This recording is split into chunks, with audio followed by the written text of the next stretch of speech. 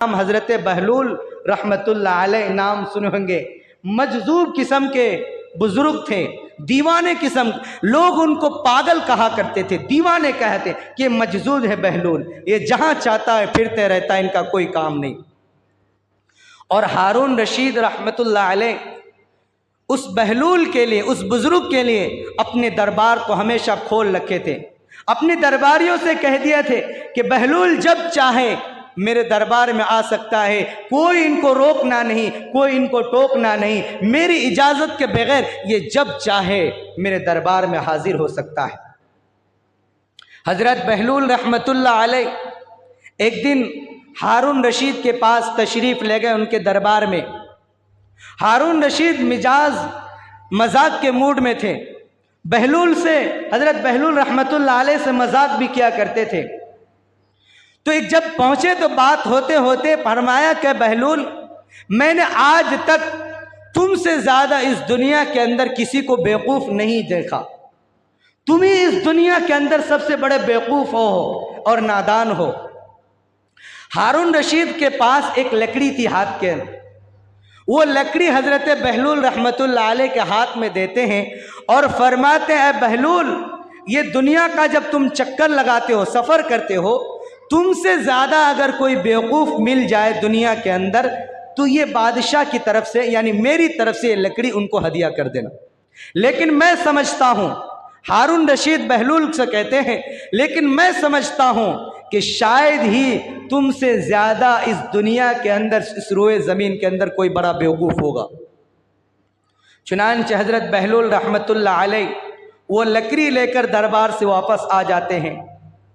1 महीना गुजरा, 2 महीना गुजरा, चंद दिन गुजरने के बाद, चंद साल गुजरने के बाद हारून रशीद रहमतुल्लाह अलैह बहुत बीमार पड़ गए। इतने बीमार पड़ गए कि बिस्तर से लग गए और हकीमों ने उनको कहना शुरू कर दिया कि आप बिस्तर से अलग नहीं हो सकते, आप कहीं बाहर सफ़र में नहीं जा सकते, आप कहीं बाहर घूम नहीं सकते, अब आपका आखिरी वक्त आने वाला है। इतने बीमार हो गए, शदीद बीमारी के अंदर मुब्तला। चुनांचे हज़रत बहलूल रहमतुल्लाह अलैह को हारून रशीद के बारे में मालूम हुआ कि हारून रशीद बादशाह बहुत बीमार हैं और बिस्तर से बिल्कुल लग चुके हैं। अब उनकी ज़िंदगी की आखिरी घड़ी है, अब ज़िंदगी की कोई उम्मीद नहीं है, मौत उनके सर पर मंडला रही है। चुनांचे हज़रत बहलूल रहमतुल्लाह अलैह उनकी मिजाज पुरशी के लिए, उनकी खैर व आफ़ियत के लिए गए और उनके पास पहुँचे। हज़रत बहलूल रहमतुल्लाह अलैह जब हारून रशीद के पास पहुँचे तो उनसे अर्ज़ किया, सलाम किया। फरमाया, बादशाह सलामत, ए अमीरुल मोमिनीन, आपके मिजाज आली कैसे हैं, आपका हाल कैसा है? फरमाया, बहलूल क्या बताऊं, हाल बहुत बुरा है, सफ़र बहुत लंबा है, मुझे सफ़र में जाना है। हज़रत बहलूल रहमतुल्लाह अलैह पूछते हैं, कैसे सफ़र? कहा, एक ऐसी सफ़र की तरफ जाना है जहाँ से वापसी की कोई उम्मीद नहीं, और जहाँ जो आदमी उस सफ़र में जाता है तो उस सफ़र से कोई दोबारा वापस फिर आता नहीं है।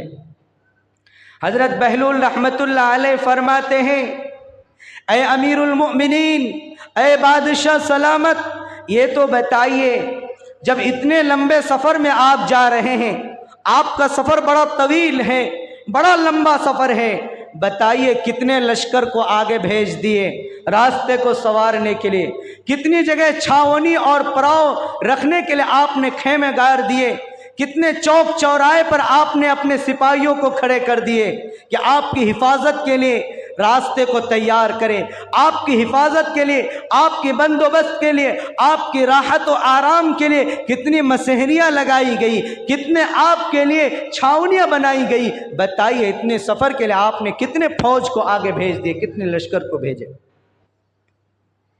हज़रत हारून रशीद रहमतुल्लाह अलैह फरमाते हैं, ऐ बहलूल, तू पहले की तरह फिर बेवकूफ़ी वाली बात करने लग गए, हमेशा बेवकूफ़ी वाली बात करते हो, नादानी की बात करते हो। अरे बहलूल, भला उस सफर के लिए मैं कैसे फौज को भेज सकता, कैसे लश्कर को भेज सकता, कैसे मैं उस सफर के रास्ते को तैयार कर सकता? क्योंकि वो सफर एक ऐसा सफर है जिसके अंदर आदमी को तन्हा जाना पड़ता है। लाहो लश्कर, मालो दौलत, हुकूमत व बादशाहत, कोई भी साथ नहीं जाता उस सफर के लिए। तन्हा उस सफर को करना है और उस सफर के अंदर मेरा कोई भी साथी नहीं होगा। यहाँ तक कि मेरी बीवी और मेरे बच्चे भी उस सफर में मेरे साथ नहीं होने वाले। हजरत बहलूल रहमतुल्लाह अलैह एक लंबी आह भरते हैं और फरमाते हैं, अफसोस सद अफसोस, अय अमीरुल मोमिनीन, अय बादशाह सलामत, आप इतने बड़े सफ़र में जा रहे हैं, इतना लंबा सफ़र है, आपने कोई लाहो लश्कर नहीं भेजे, आपने कोई फौजी छावनी नहीं बनाए। अय बादशाह सलामत, मैं समझता हूँ कि इस रूए ज़मीन के अंदर मुझसे बड़ा बेवकूफ़ कोई दुनिया के अंदर नहीं मिला आपकी तरह। इस दुनिया के अंदर अगर मुझसे बड़ा बेवकूफ़ कोई है तो वो आप ही है। आपकी एक अमानत मेरे पास रखी हुई है, मैं वो अमानत आपको लौटाना चाहता हूँ। फरमाया, कैसी अलामत कि आपने मुझे एक लकड़ी दी थी, ये कह कर के, ऐ बहलूल, अगर तुम दुनिया के चक्कर लगाओगे, इस दुनिया के अंदर तुमसे ज़्यादा कोई बेवकूफ़ अगर मिल जाए तो उस बेवकूफ़ को ये लकड़ी दे देना। तो मैं आज समझ गया, मैं जान लिया कि इस रूए ज़मीन के अंदर, इस दुनिया के अंदर मुझसे बड़ा बेवकूफ़ मैंने आज तक किसी इंसान को नहीं देखा सिवाय आपके। आपकी अमानत आपको मुबारक हो। फरमाया, ओ बादशाह, ओ अमीरुल मोमिनीन, आप इतने लंबे सफ़र में जा रहे हैं, आपकी तो तैयारी नहीं, आपके कोई लाहो लश्कर नहीं, ये तो बताइए कि आप बेवकूफ़ हैं या मैं बेवकूफ़ हूँ? फरमाया कि बताओ, तुम बेवकूफ़ हो मैं?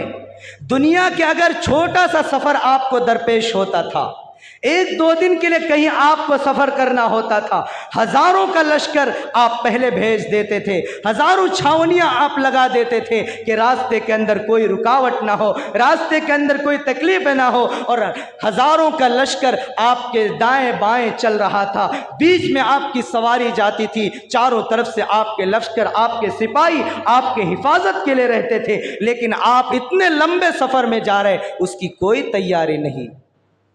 हारून रशीद रहमतुल्लाह अलैह फौरन धाड़े मार कर रोए और हजरत बहलूल रहमतुल्लाह अलैह के कदमों में गिर गए और फरमाया कि आज तक मैंने आपको तो बेवकूफ़ समझता था, नादान समझता था, हकीकत में आप सबसे बड़े हकीम और दाना इंसान हैं, आपसे बड़ा इस दुनिया के अंदर कोई अक्लमंद नहीं है। अगर बेवकूफ़ हूँ तो मैं हूँ कि मैं हुकूमत में, लालच में, मालो दौलत में मैं अपने आखिरत का सफ़र भूल चुका था।